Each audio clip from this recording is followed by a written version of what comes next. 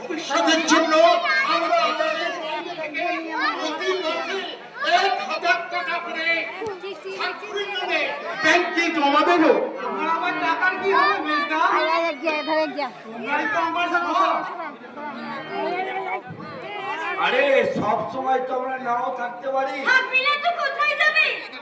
না, মানে ঠিক আছে ঠিক আছে ঠিক আছে, তোরা যেটা ভালো মনে করিস তোরা সেটাই করবি, ঠিক আছে? ভগবান আমায় অন্ধ করে পাঠিয়েছে বলি আজ আমার এত সুখ। সুখ নয় রে হতভাগা, এটা সুখ নয়, এটা হলো পূর্ব জন্মের কর্মের ফল।